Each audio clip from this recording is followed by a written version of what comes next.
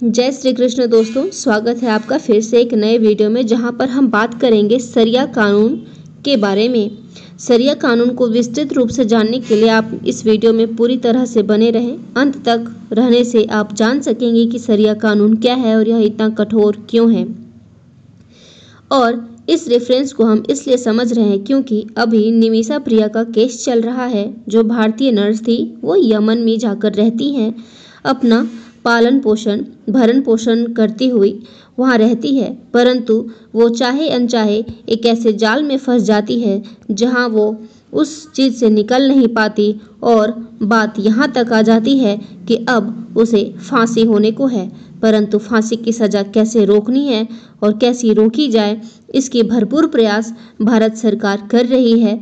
तो चलिए हम इसे पूरा समझते हैं। कौन है निमिषा प्रिया? केरल की निवासी एक भारतीय नर्स 2008 में यमन गई और वहां मेडिकल क्लिनिक में कार्यरत रही।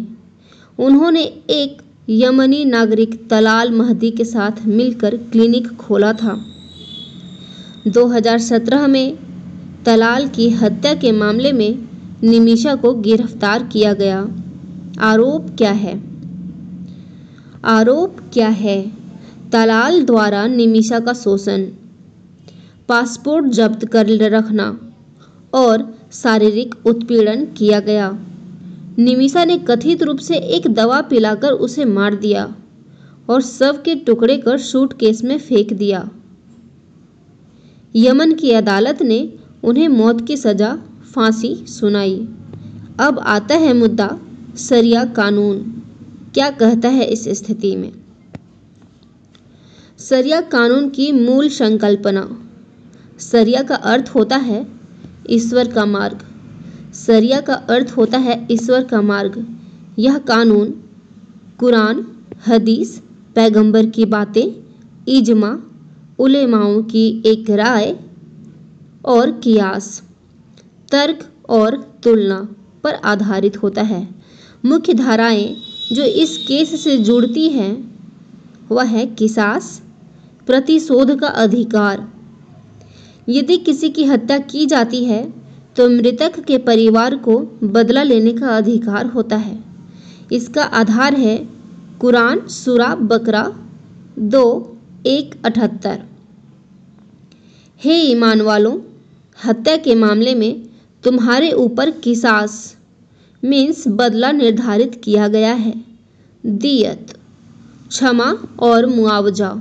अगर मृतक का परिवार चाहे तो वो हत्यारे को माफ कर सकता है, बदले में मुआवजा, ब्लड मनी लेकर। यह कोई सौदा नहीं बल्कि दया और सहिष्णुता की इबादत मानी जाती है। कुरान सूरा निसा 4:52। यदि कोई किसी मुसलमान को भूलवश मार डाले तो उसे एक मुसलमान को आज़ाद करना होगा और मृतक के परिवार को मुआवजा देना होगा। निमिषा केस में शरिया कैसे लागू होता है? तत्व और शरिया के अनुसार हत्या हुई है और परिवार को न्याय का अधिकार है। सजा में किसास, मौत की सजा दी जा सकती है। विकल्प है दियत, परिवार चाहे तो मुआवजा लेकर माफ कर सकता है। अंतिम निर्णय होता है मृतक का परिवार ही लेता है, कोर्ट नहीं। शरिया कानून में अंतिम निर्णय मृतक का परिवार ही लेता है, कोर्ट नहीं। भारत के मौलवियों की भूमिका।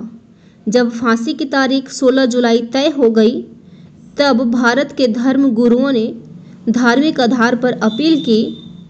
मुख्य भूमिका केरल के ग्रैंड मुफ्ती कंथापुरम AP अबू बकर मुस्लियार ने यमन के इस्लामी संगठनों से बात की। उन्होंने कुरान की दया आधारित आयतों का हवाला दिया। कहा कि यदि इस्लाम न्याय की बात करता है तो माफ़ी देना भी इस्लाम की रूह है। ब्लड मनी लेकर किसी की जान बचाना कुरान की इजाज़त में है। इन प्रयासों के बाद फिलहाल फांसी टाल दी गई है, लेकिन अंतिम निर्णय अभी भी तलाल महदी के परिवार पर निर्भर करता है। दियत ब्लड मनी की वर्तमान स्थिति, लगभग 1 करोड़ की राशि जुटाई जा चुकी है। USD डॉलर कई सामाजिक कार्यकर्ताओं, धर्म गुरुओं और आम जनता ने डोनेट किया है, लेकिन तलाल के परिवार ने अब तक माफ नहीं किया। अब सवाल ये उठता है, क्या ब्लड मनी निमिषा को बचा सकती है? हाँ, यदि परिवार माफ करे तो शरिया के तहत मौत की सजा रद्द की जा सकती है।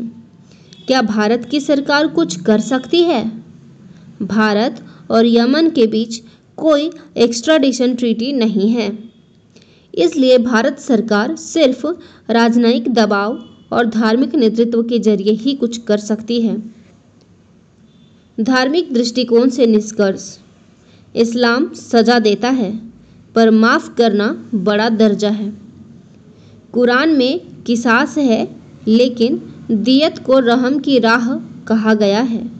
निमिषा एक दोषी हो सकती है, लेकिन वो एक माँ भी है, एक इंसान भी है। उनका जीवन अब सिर्फ कानून पर नहीं, बल्कि दया, धर्म और निर्णय पर निर्भर है। क्या आप मानते हैं कि इंसान को दूसरों को मौका देना चाहिए, मीन्स दूसरा मौका मिलना चाहिए? क्या कुरान और इंसानियत साथ खड़े हो सकते हैं? अपनी राय कमेंट में ज़रूर दें और इस कहानी को उन तक पहुंचाएं जो दया की शक्ति को समझते हैं। आपके अनुसार क्या निमिषा प्रिया को फांसी होनी चाहिए या फिर फांसी नहीं होनी चाहिए? जो सज़ा इनके को पार्टनर को मिला था, क्या वही सज़ा इनके लिए भी ठीक है या फिर फांसी हो जानी चाहिए? यहाँ पर आप इस इंट्रो से समझ सकते हैं कि यहाँ पर किस टाइप की वीडियोस मिलती है और आपको हर सवाल का जवाब यहाँ मिलेगा।